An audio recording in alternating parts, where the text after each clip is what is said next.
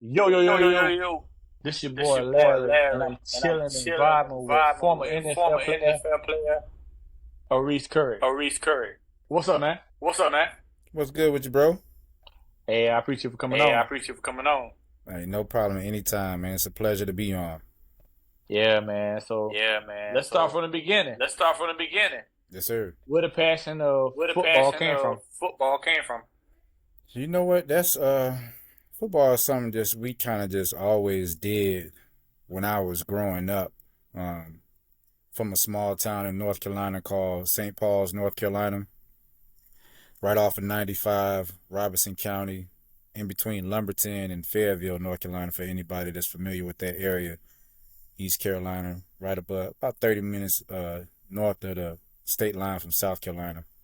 But we always played football, tackle football. You know how it was back in the day. We playing tackle football. You ain't got no pads, anything like that. And we just went from one thing to the next. It was just something that I was always kind of good at. But truth be told, my first true love was basketball. I didn't start playing. I started playing organized basketball when I was 5 years old. I didn't pick up football until fifth grade once I got to Alexandria, Virginia. My mother was in the military, so I'm an Army brat. So I moved around a little bit. Got to during Northern VA. My first year, my fourth grade year, I was only doing basketball and baseball because I had started playing baseball in third grade. So fifth grade, I added the last big three to that rotation. So that's what I did year round: football, basketball, baseball. I did that the 3 years that we stayed in Northern VA. So I grew into it. I had really good coaches at a young age. So, saying they pushed me to be the best player possible. I was fortunate enough while I was in Northern VA, man, I made the Youth Football Hall of Fame for Fairfax County. So I'm not sure. I never had the opportunity or I took the opportunity to go back to that area and see where exactly that is that they may have that Hall of Fame, trophies and stuff. I had my Hall of Fame trophy from the back then somewhere in all my storage stuff in my memorabilia or whatnot. But fifth grade, I say, is when that really struck a match. And I didn't even play my seventh and eighth grade years though, and I didn't pick it back up again technically really to my junior year. So when junior year came, I was back. Not junior year. Yeah, junior year, because I got back stateside in '98, which would have been my sophomore year in high school here in Columbia, South Carolina, is where I reside at now. But I didn't play football, bro. I played basketball and I ran track is what I did. And so, because I gave football up, I was like, man, bump this. I'm done with football. My ninth grade year, I played a little bit while I was in Germany, but the coach was playing me out of position. When I originally started playing football, I always started as a wide receiver. That's what I played, but he had me playing running back because I was fast. So I kind of got banged up like the second game into the season. So I kind of count my freshman year of high school, but I don't. And then, like I said, I didn't play football my sophomore year. I just did basketball and track. So I'm the new kid on the block here, back stateside, just doing basketball, track. And I remember I started receiving all kinds of little questionnaires, bro, from football Division I, Power Five schools, just based off the times that I was running on the track. That's why I said to my mom, I was like, you know what? I think I might get this football thing another shot. So that's what I did. Going into my junior year, I dropped basketball and I focused on football and track. Had a hell of a junior year. Had made all region, made all state. Same thing senior year. Football, top 25 in the country as far as receivers go. Number two receiver in the state overall. So I was making a name for myself in the football aspect.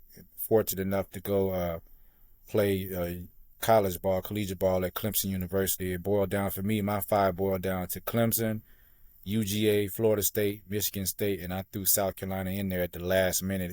It was the University of Tennessee before I added them just because they was right down the street. But that's when, you know what I'm saying, University of Tennessee, they was wide receiver U for real back then when I was coming through. But that's when it struck, man. I would say, just to reiterate on the question you asked, fifth grade year. Then it just, everything else just kind of snowballed from there.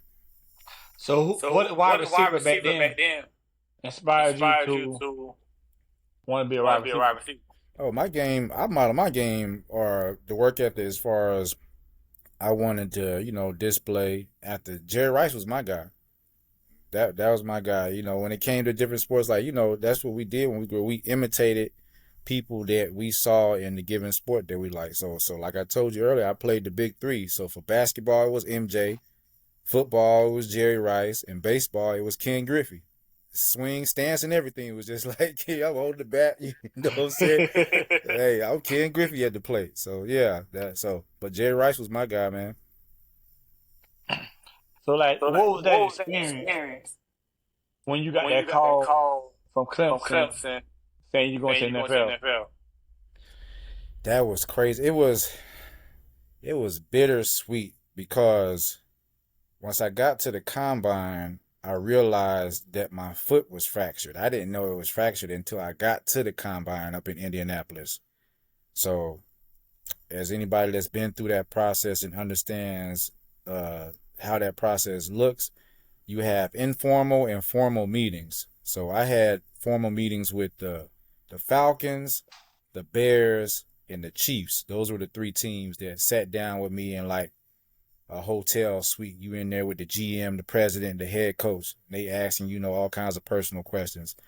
So at that point, that's when I realized, all right, based off where their needs were and my projection, Kansas City, they was talking off the bat, recommending surgery type deal. So I left Indianapolis knowing that I was projected anywhere from second to fifth round as far as where I could possibly land. So, reiterating on the question you asked, going more into detail, as the days, then you had day one, day two. I think you just had 2 days. The first one through rounds 1 through 3, and then the fourth through seventh round is what they have. They break it up, I think, if I'm not mistaken, to 3 days now. The draft is 3 days now, right? Mm. Yeah, it was 2 days. It was 2 days when I came out. So that whole first day, man, I'm sitting there. I got people at the house chilling, family, mainly family, close friends here in Columbia, and I'm just seeing that. I knew I wasn't going first round, so I ain't really paid too much to the first round. Second round come around, I'm glued in. I'm at the TV, like, yeah, it's on, it's popping. So people start getting named. I'm seeing cats going before me that I know I done barbecued. You know what I'm saying? One-on-one barbecued him in the AC. I'm like, dang, they don't draft him in the second round. No hate or anything, but I'm just like, God dang, I know I got to get ready to get picked in. So second round came and went. Third round came and went. After that, I ain't see my name being called, and I was like, man, fuck this. You know what I'm saying? At that point, I'm calling around, trying to holler at my people. I was like, man, I'm stressed out now. Because I was like, even though I had already knew the projection was second to fifth round, I was like, hell, I'm going on the higher end of that. You know what I mean? But when that second day came and Chicago called, Lovey was on the other line as I'm sitting there watching, it was a huge relief and a blessing to see that the work all those years had finally paid off. Oh Oh yeah. yeah. So when you So when you got got to to that that team, team, what was that what was that experience like experience like being in the being in the locker room? locker room? It was laid back in Chicago, man. I love those guys, man. Everything was a joke. Everything was a joke. Everything was a gamble. You gambled on anything. But I definitely, what I'm saying, you heard the stories. I was fortunate enough to have a wide receiver coach in high school that actually played NFL ball too. So he had already given me the game as far as understanding the business aspect of that and making sure I knew my shit and that I was a student of the game, which I was while I was at Clemson anyway, but he instilled that in me in high school. So I knew he was like, because you can't depend on another individual or another teammate to tell you what you got assignment wise. If you know what I'm saying, you got a play call. He was like, somebody goddamn might just tell you the wrong route just off GP because you got to think about it, this grown ass men. We all trying to feed our families. So, you know what I'm saying? I had the mentality going into it like this is a business and that's what it is. This is cutthroat, especially NFL, very cutthroat. So it was good to see. I had that mentality going in, but as laid back as the locker room was, it was real chill. It was real vibe, man. It was all love with those guys. Lovey was a player's coach, man. The guys loved him. Just the atmosphere. It was very conducive to just harboring that winning, atmosphere, and which we did my second year with them. Oh yeah. Oh yeah. So So dang, Chicago, Chicago, it's cold it's up there cold up there compared Cold to South as Carolina. hell. Cold as hell. I'm glad you brought it up. What you got? What you want to know, man? I'm glad you said something about Man, that. I can imagine. I saw Man, one of your photos, Photos, and you and had your you had your sleeves out, sleeves on, showing the showing the gun. gun. How bro, you How still you still warm? on? you get truth be told, you get used to it after a while. But I remember that rookie minicamp when we finally started OTAs after rookie minicamp, and I was on pup. They had me on physically unable to perform anyway, so I wasn't really doing much. But I still, of course, was dressing out and stuff like that. Um, I got dressed. My homeboy, you know what I'm saying? Shout out to my dog, Justin Gage, JG. I just threw on, the little track pants, and you say whatever about the guns being out of my jersey. It's May now. May down here in South Carolina in the South, hell, it's high 80s, 90 degrees, So that's my mind. That's what my mind is. That's what I'm thinking. Cause how sunny it was. Man, look, I go outside, bro. It's low 50s. In May, middle of May, low 50s, second week in May, low 50s. And that was a huge adjustment for me because I was just leaving 80, 90-degree weather. So my body had to definitely adapt to that. Like you eventually adapt to it. Your skin gets thicker, it gets tougher. I honestly believe that because it was like that for me while I was up there. So when you But I first was, got to hey, Chicago, go ahead. who was the first teammate that you got cool with? It was a few of us. You know how it is. You know how it's like anything. You come in with your classmates. Y'all gonna bond initially first before we get with the vets, right? So like our group would have been myself, Cedric Benson, rest his soul, said he be, Chris Harris, Rod Wilson. Both of those guys are coaching in the NFL right now. Rod's linebackers coach with the Kansas City Chiefs. Chris is with the Titans. Um, my homeboy Brandon McGowan. I haven't talked to him since I left Chicago, but we was real tight. Rasheed Davis, I know he's still up in the area. Of course, Kyle Orton. He didn't hang with us as much, but we were all cool. But those were the nucleus of the guys for the most part that I just named for me. Okay. So I got a So I got a question. question. Yes, sir. What What advice would you advice would you give give to to a young a young individual individual wanting to go to wanting to the go to NFL? the NFL? I would say definitely have a plan, a backup plan. I wrote a memoir a couple years ago called Life After Sports. And I was just led to write that, and it was just based off my life experiences. And I made good grades in high school and college. Well, not so much in college. College, I was just there to really play football. I was there more so to satisfy my mother wanted me to get a degree. I wasn't a bad student, but I didn't put forth as much effort as I needed to be as successful as I could have been in college. My thing was I'm going to the league, and I had that mentality early on. Like regardless of whichever of those three I decided on, whether it was basketball, baseball, or football, I was like I'm going pro in it. That was just the mentality I had. So I always knew that I wanted to be an entrepreneur, even when I was at college. That's why I majored in business. So I was a marketing major with the emphasis in sports. I just didn't know exactly what that looked like during that time, because I figured I had time to figure that out.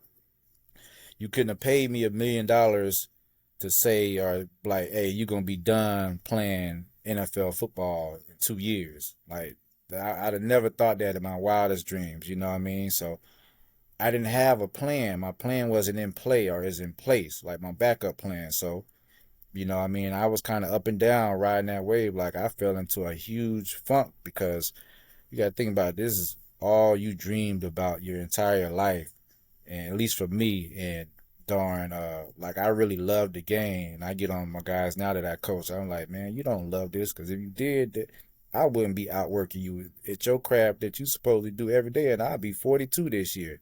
Of course, they all use the excuse, oh, coach, you played in the league. Man, fuck all that. You know what I'm saying? Me at 17, 18-year-old, I'm not letting no 40-year-old man beat me in anything. That was just the mentality I had. So I say all that to say is definitely have to think about life after sports. I mean, of course, you're going to put your all into it because that's what you need to do in order to be successful. But this game, it's a physical game and you can't play it forever. can't play it forever. So whatever other vision outside of football that you may have, especially in the league, you got the time. You might as well go ahead and start implementing and putting the things in place.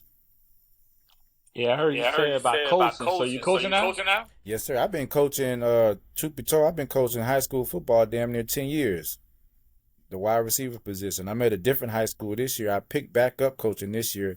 I took last year off because I was pursuing a master's degree in exercise science. So I'm not going to spread myself thin. So I decided to not coach last year. But since I didn't get accepted into USC's graduate program for the exercise science degree, I was like, okay, I got a little time. So I was like, coach reached out to me at one of the local high schools around here. It's literally right down the street from me.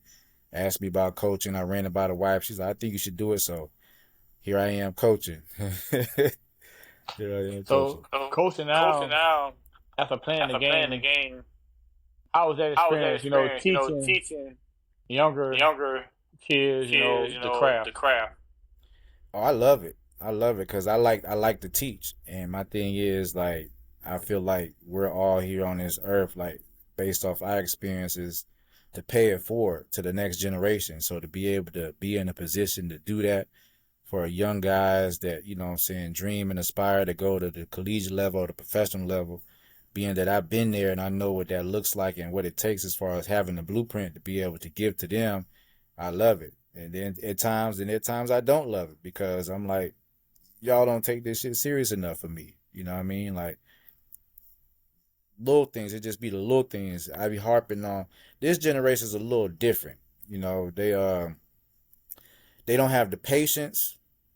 They can't it's hard for them to trust the process sometimes, and then they be selfish. They be selfish, and they be feeling entitled, obligated, and they be looking for that microwave success.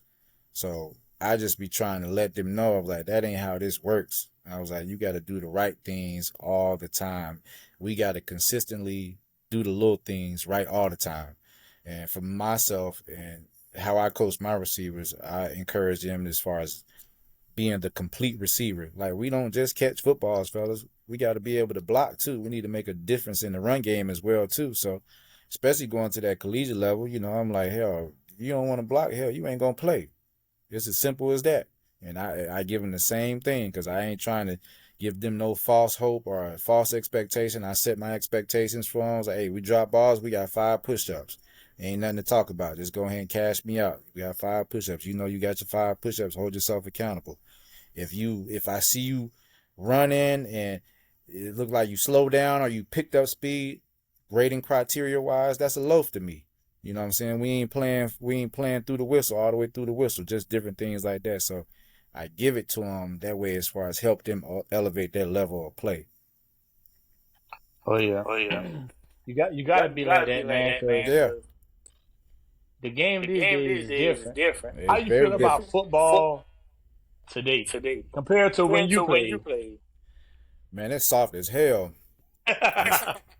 It's, and I get it. And trust me, I get it from a safety standpoint. You know what I'm saying? All the research in regards to CTE and things like that. But some of the stuff, man, it just be ridiculous. Like, at least I'm just talking, I'm just thinking more so from the high school level things you like coaches be scared to do because, you know, you add the parents into the stuff, you know, people passing out and dying, cardiac arrest. So, like I said, I get it. I understand that. But at the end of the day, it's the nature of the beast that come with it. Like, you know what you signed up for playing this game. This is a gladiator sport. You know what I mean? Like, if you don't play this shit fast, you're going to get hurt anyway. You know what I mean? So if you ain't flying around, you're going to potentially get hurt anyway. So some situations, I get it. Like when I play, you know what I'm saying? Cats was out there spearing folks. I'm talking about leaving their feet like, you know, some shit like that. I can understand that. Hey, we don't need to be doing that. But some situations I'm watching football nowadays, you know, you got a situation where the guy's coming in to make a tackle and the receiver just so happen to be going down. And hell, it's a helmet to helmet type deal. But what else what else was the dude on defense supposed to do? You know what I'm saying?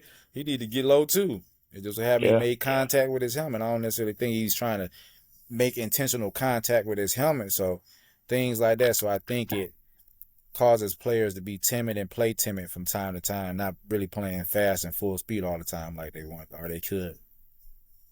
Yeah, I agree. Because like they don't want you to They touch don't the want you to quarterback touch the no more. quarterback no more. Man, no, you can't. You can't breathe on the quarterback.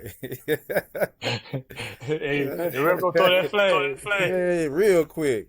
Can't breathe on him.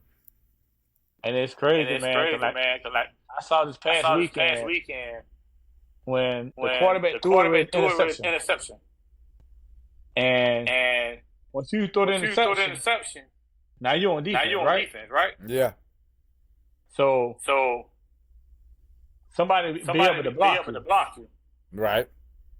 Okay. Okay. I You just want to could, get you confirmation on that. Confirmation on that. you automatically know at that point, hey, I need to have my head on a swivel. You know what I'm saying? Somebody coming to peel me off. A quarterback too, it's the same thing as playing skill position. Those guys at the next level, them bigger guys, defensive linemen, linebackers, boy, they be licking their chops ready to get their hands on somebody like me.